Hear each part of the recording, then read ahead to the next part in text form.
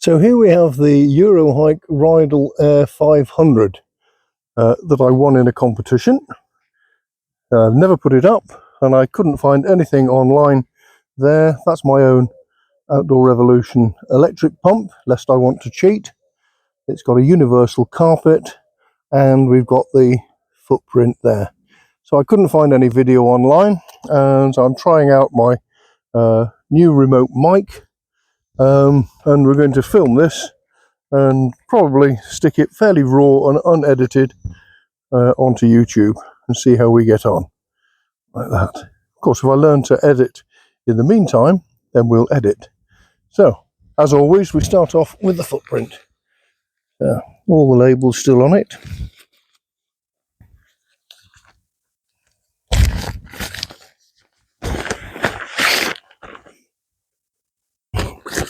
Always keep hold of the tapes and what have you. It makes it far easier when you're putting it all back together again at the end. Now, of course, having not opened up the tent yet, unless I'm really lucky, there aren't any pegs in here. Oh, yes they are. So let's lay out the footprint first.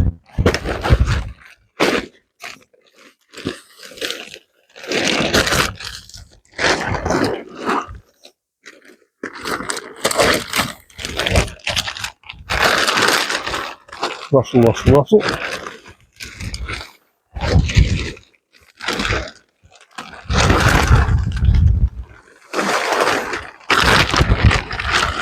So we need to do some assuming. Usually it's slightly narrower at the front.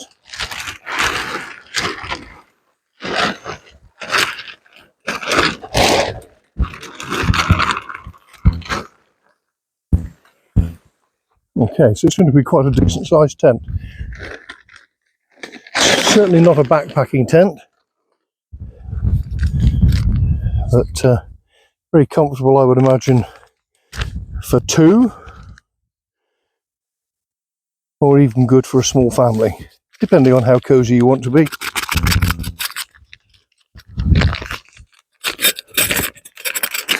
So there we go. So 1, 2, 3, 4, 5, 6.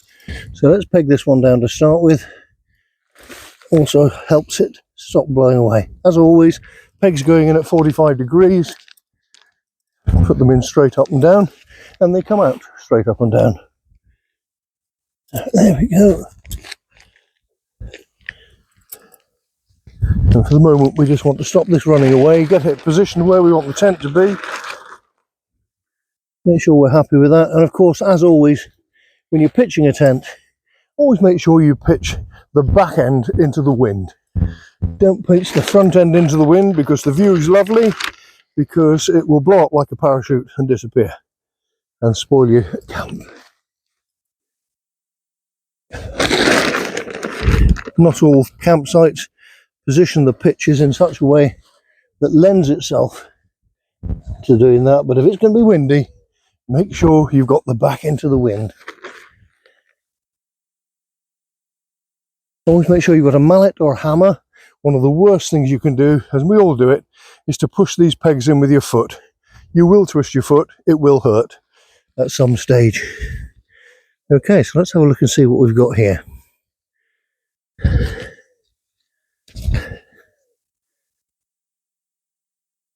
Quite nice buckles. It's more of a wrap round holdall than a bag by the looks of it.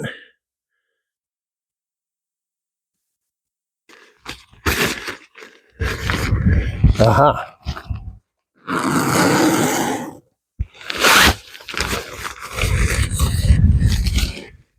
Yep. Now, most of these tents blow up from the right hand side as we look at it. So you normally, when you unroll them, you'll unroll them down this right hand side here, like that, so they can then unroll that way. So when you roll them back up afterwards, you're expelling air from the air tubes and not trying to crush it in there. So, which way is she going to unroll?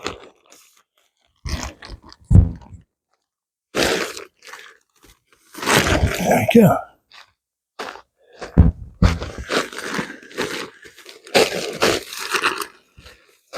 Oh, here we go.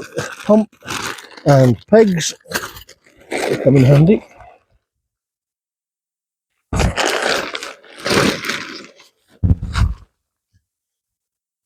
And we need to peg this one down nice and solid once we're sure which way we are oriented.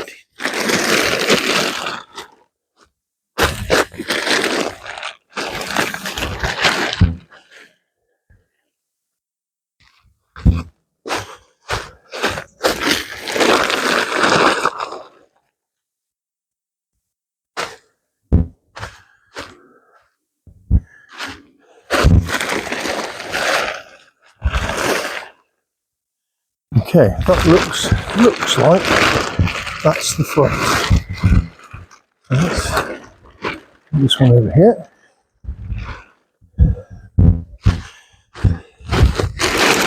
Now, of course, when you wrap this up yourself at the end of your camping trip, then that's the time when you can orient the tent as you will. In the meantime, like Chinese metal puzzles,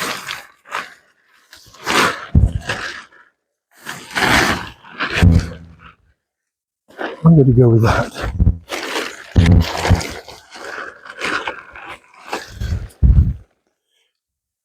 Now on here, you won't be able to see it from there, but on here there's little plastic D-rings on the end of each corner strap. For the moment I'll use the same peg as the footprint.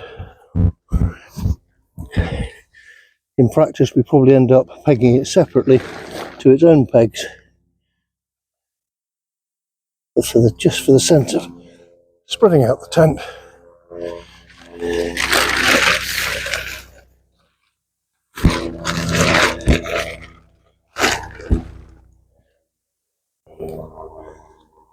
There you go. Okay. Interesting. There's no D on that one.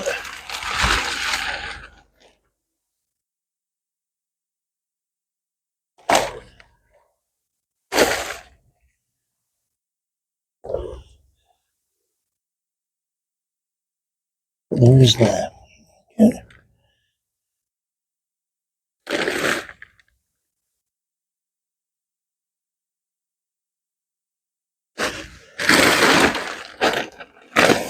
Now when you're going to pump these up, because it's an air beam, you need to open the doors before you pump it up, so that you allow the air into it and your air beam is not fighting against.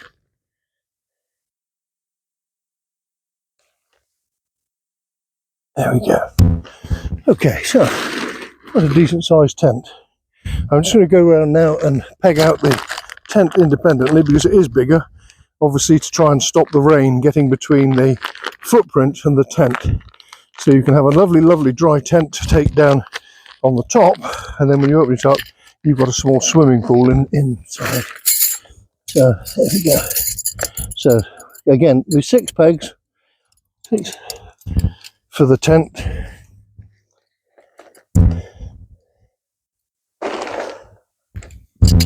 What I will say is be very wary when you're putting up this. It's summer, we're all wearing shorts and sandals, alright, and before you've put these pegs in completely solid, you can catch your toe under them, and when it does it slices through and it hurts. I can tell you from bitter recent experience, even though I've been doing this for over 60 years, I still cut my toe 2 weeks ago on the bottom of one of these pegs. You can't teach an old dog new tricks, but what you can do is remind him that he's forgotten a few of the skills that he once had.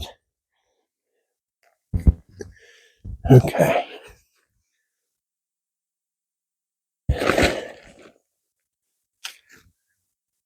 Right, so I'm going to be brave and I'm going to actually try using the hand pump.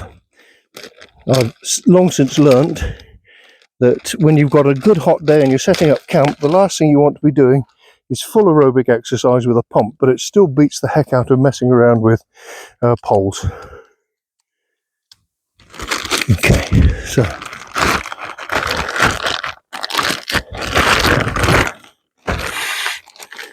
I once pumped up a dinghy for a boat with one of these, and by the time I'd finished, I'd lost the will to live and decided that I might just be investing in my first heart attack. Right, so in here we've got a selection of nozzles. One's plain one which will do furniture, and one which has got the little clip and twist lock which you want to click and twist. And there should be somewhere here a manometer, air gauge, that tells us what pressure we're putting into it. Most of these go between 4 and 7. All right, and yes, there's a nice green zone. I will come up to the camera for this. So as long as you pump it up to within that green zone, right, everything in the world will be lovely. As I say, most go between 4 and 7. Normally put them up to about 6.5, because during the heat of the day, it will warm up. And you don't want to overpressure your tubes, because once they burst, you are absolutely jiggered. They can be repaired. They can be repaired very easily, actually. Right, so let's plug all this together. Now you can't see here, but I will put it on another video. All right, but when you look into the valve here, there's a cap that comes off, and in there's a little button. Now that button must be protruding, so you twist and let it pop out.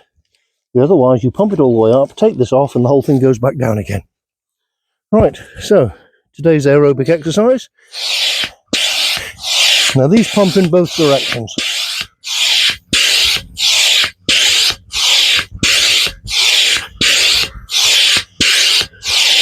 Doors are open, so allowing the air to go in.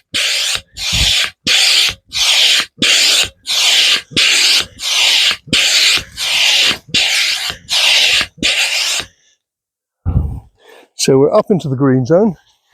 Because it's its first time going up, give it a little bit more air. That's plenty enough there. And we can give it just a little bit of a hand. And these tubes all work together as well. Bearing in mind it's been packed up, so all that material is fairly much still stuck together. So that's that one. That wasn't too painful. Again, make sure that little button's protruding. Otherwise you go through all that effort of pumping it up, and it goes straight back down again. Right, I didn't count to see how many pumps that was this time. Maybe you can count.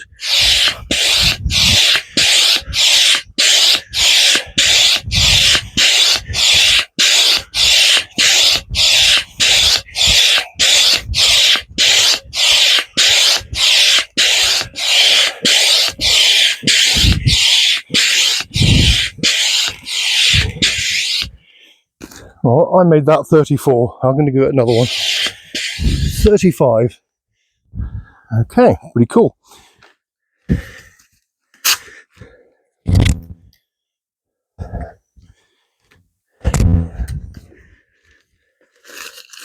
So using the hand pump supplied, it is quicker than using the electric pump. But with the electric pump, you can sit down there with a glass of wine and listen to it purring away.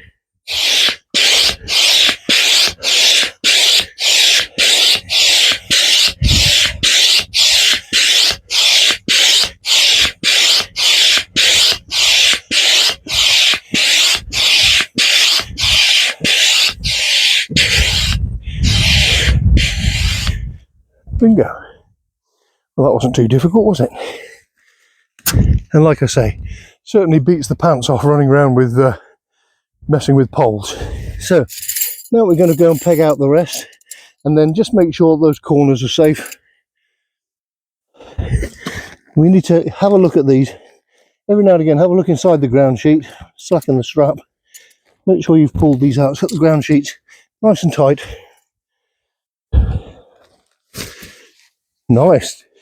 This one comes with the bedroom already fitted. So when you're at your most sweatiest, you don't have to go crawling around on your hands and knees trying to clip on all the little clips.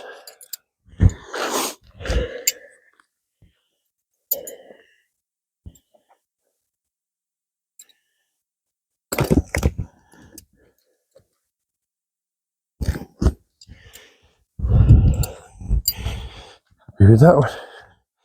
Now once we're happy with the shape of the tent, the ground sheet and everything, then we go round with the mallet, and we need to then effectively bury the pegs right the way down so that they can no longer twist. Because as they're stabbed like that, with the wind blowing, they'll twist around and the straps will come off. So you just take them down until you've buried them, which is where it helps if you've got a camping hammer, which has got a hook on it to be able to pull them out again. I'm actually using, as a former long-time horseman, I'm using one of my old boot pullers, like that. Then we can go around, untie all of the guys, and as a general rule, we pull them out in line with their mounting points. So you're just keeping the structure shape. Now there's two ways of undoing these. Oh, no, 50-50 chance. And they've all got adjusters on them, like that, which slide down. But you do want to actually put them out within reason, as wide as is possible. Right, it gives it a wider base in the event you get wind and everything else. I'd use one of those big ones there. The wider and more stable the base is, the better. So, got 4 of the big ones. We use that for the 4 corners. They said it was pretty quick to put up. This is not bad so far. Especially as we're learning as we go. Whoops.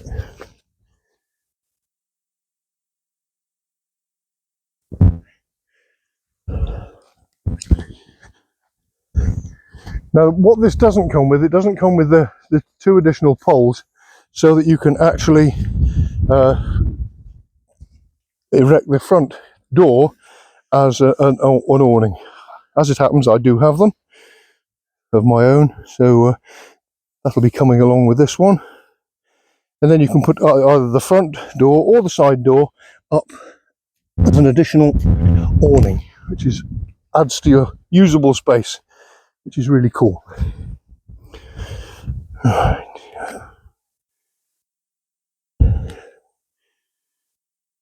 Always 2 arguments as to whether you should tie up your guy lines and tidy them away, which I've done all my life, but I have learnt of more recent times that if you just throw them half, what have you, into the tent, you pack it away, when you come to put it up, they're already undone, and all you have to do is peg them out and not sit there playing. Not bad if the weather's like today, nice and calm, but if you're fighting against the weather, then you really do want to make sure that these are all ready to rock and roll, and you can get the tent up. As it is, it's up now, and without any wind, you could now start putting your kit inside it. All right. And of course, what we've got for this one is a carpet. All those years of roughing it and slumming it, and now we have carpets in our tents. Absolutely wonderful. It does make it more cozy. It protects the ground sheet, so you already got the footprint from underneath, but it protects your ground sheet from on top as well, especially if you have pets, because there's nothing more that will knacker your ground sheet and your airbed quicker than your puppy dog leaping all over it, right, having a whale of a time. So we want to try and keep everything clean. This one's got a fully sewn in ground sheet. I prefer them when they've got an entrance onto grass, so that when it is wet, you walk in onto a grass surface and not onto this one. So this one will probably benefit from a makeshift rug or mat of some sort or another in the event of wet weather. Yeah, there's always one, so that you don't walk in there, because unfortunately, wet weather, high moisture content, everything wet, coats dripping, and very quickly your whole ground sheet is absolutely soaked. So you do need to have, sort of like when it does rain, have yourself a wet area where everybody stops, stands still, and gets rid of their kit. Right, last check. Oh, another one here. Well, I must admit, at the moment, I'm really liking this.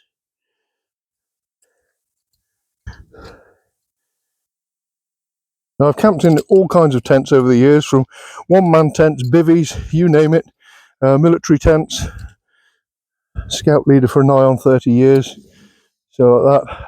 And I will always say that my preference for a material for a tent is the modern poly cotton, because it doesn't produce half as much condensation, doesn't sweat, and it doesn't rustle. This one is a modern nylon tent, if you like. At the moment, appears to be absolutely fine. We'll see how we get on. And having put it up, I will actually weather this one for a few days and sleep in it. I'll hope that we'll maybe get a odd thunderstorm or two to test it out. Love camping in rain. Absolutely brilliant.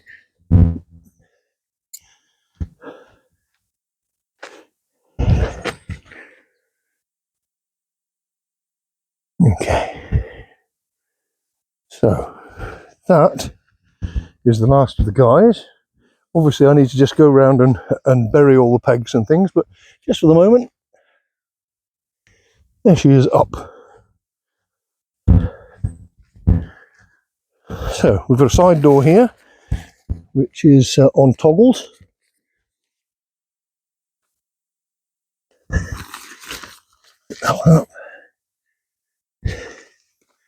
When you're wrapping these up, it's usually easiest. You want to wrap it the wrong way, if you like, because if you wrap it the natural way up here, when it rains, it all fills up.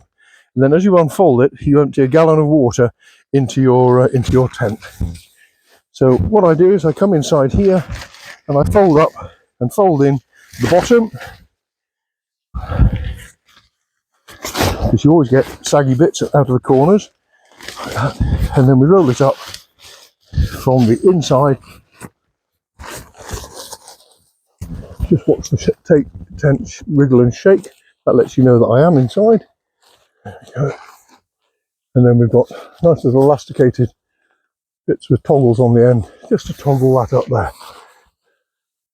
And now if it does rain, it rains on the outside. The pitfall with this type of tent is, of course, that when it's open like this, the rain can go straight in on the ground sheet. Right, we're now going to do the same with this one. Yeah, a little bit more material to play with, a little bit more to go saggy and horrible. All right, and again, this is toggled at the bottom. This, I understand, is a recent addition. The early ones tended not to have these toggles, apparently, which meant that you could get a rain in and a blow in, because this just meets up with the base. It doesn't go right down to the floor, which gives you better ventilation. Because if you get a windproof tent, you've got condensation, and it's absolutely horrible. So, fold in that corner,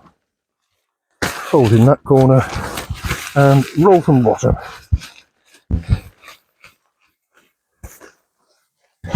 See there, we've got a Velcro on the side.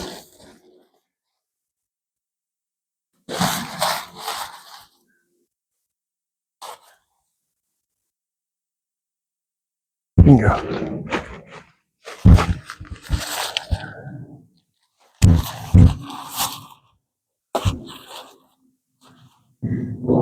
Or you could try and do up a toggle looking straight into the sun.